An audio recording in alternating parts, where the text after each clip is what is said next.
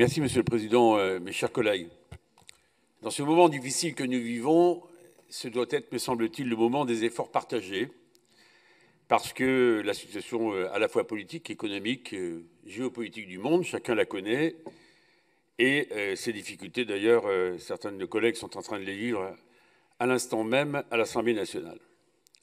L'argent public est rare, c'est ce que disait François Bonneau en 2013. Monsieur le Président, je cite vos propos. Et naturellement, j'ai regardé ce qui s'était passé sous cette période, que vous connaissez bien, pendant le quinquennat de François Hollande, et ce qui est en train de se passer. Moi, je n'ai pas oublié, c'était dit d'ailleurs à l'instant par notre collègue du groupe des Républicains, en 2015, les dotations, c'était une baisse de 18 millions d'euros. En 2016, une baisse de 18 millions d'euros. Je rappelle que l'ensemble des collectivités avait vécu une baisse de 11 milliards d'euros entre 2015 et 2017. Pourquoi? Parce que la situation l'exigeait. Donc vous ne trouverez certainement pas dans mes propos de la démagogie ou d'utiliser les mots comme violence et saignée, qui sont des mots qui n'apaisent pas le débat politique alors qu'il a besoin d'être apaisé. Je suis même allé un peu plus loin. Et j'ai regardé l'évolution des recettes réelles des fonctionnements sous le quinquennat de François Hollande par rapport à ce qui vient de se passer depuis 10 ans. 2% entre 2012 et 2017. Et là, 8%, donc quelque part, nous sommes sur une forme de symétrie. C'est jamais satisfaisant, c'est normal. Lorsqu'on a une collectivité, on a envie d'agir, on a envie d'avancer, on a envie d'avoir les moyens de porter la politique. Mais il n'est pas inutile de regarder ce qui s'est passé.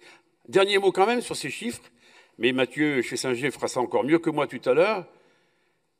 L'évolution des recettes institutionnelles, je dis ça pour le premier vice-président qui est extrêmement pointilleux et précis, entre 2012 et 2017, c'est moins d'1% d'augmentation, c'est 30% depuis 2017 ici.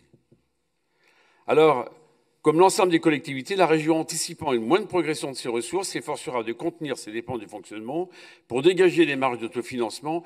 Quasi-stabilité des recettes veut dire que nous devons travailler, penser, organiser le budget autour d'une stabilité des dépenses. C'était votre prédécesseur, Jean-Louis Beffara, qui disait cela à cette même tribune.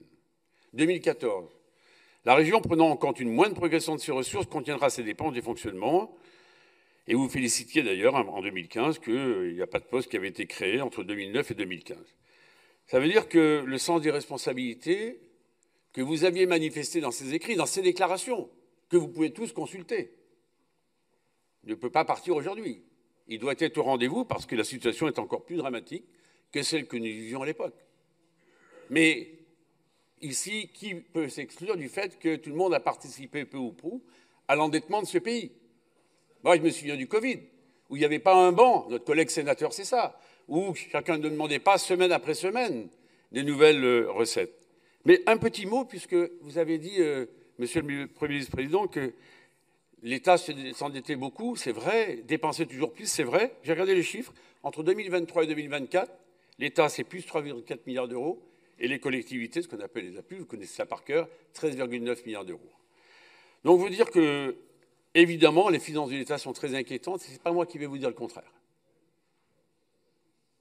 Mais là, l'exercice de vérité arrive. D'abord, le budget, il y a un cadre, il y a une trajectoire qui a été rappelée, mais ce qui n'était jamais arrivé, ce qui n'est pas le cas ici, il n'y a pas de 49.3 ici. Le budget, c'est vous qui le faites, et là-bas, à l'Assemblée, maintenant, et les sénateurs auront le même exercice, le budget sera ce qu'offront les parlementaires, et on verra qui a demandé plus, qui a demandé moins, qui a fait des inflexions. Il faut essayer de rester dans un cadre. Si nous ne sommes pas dans un cadre, vous savez tout ce qui s'est passé la semaine dernière, les taux d'intérêt ont augmenté et on emprunte plus cher, avec un taux plus cher qu'en Italie. Alors, nous ne demandons pas grand-chose, simplement de se recentrer dans les moments les plus difficiles sur nos priorités. C'est d'ailleurs ce que le Césaire reprend parfaitement dans ses orientations. Lorsque, malheureusement, on ne peut pas garder la même voilure, il faut se reconcentrer. Il faut ici plus évaluer les politiques. Vous savez que nous avons été très attachés à cela, on a commencé à le faire. Il faut le faire, me semble-t-il, avec beaucoup plus encore de force et de pertinence qui a été fait jusqu'à présent. Des marges de manœuvre à aller chercher. Je suis heureux que sur la fameuse société, la SPL sur les mobilités, on vous a accompagné. C'est un bon chemin. Ce chemin, il faut l'emprunter. S'il y a de l'efficience, s'il y a sur les investissements des mutualisations qui feront qu'au final, ça coûte moins cher, mais moi, ça me va très bien.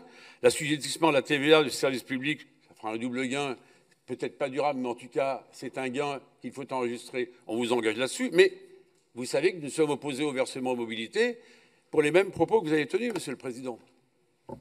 Vous avez rappelé un certain nombre d'entreprises menacées. Je sais votre implication sur les chantiers, sur Brandt.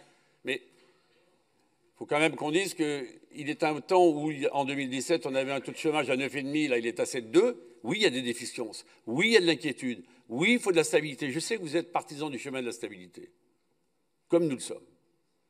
C'est la raison pour laquelle, dans ces conditions-là, me semble-t-il, on ne doit pas se jeter les anathèmes à la figure et faire acte des responsabilités. C'est la raison pour laquelle aussi, sur cette ouverture à la concurrence en matière des mobilités, nous y sommes favorables. On peut comprendre que vous avez quelques difficultés internes, mais ce n'est pas pour diminuer le service public.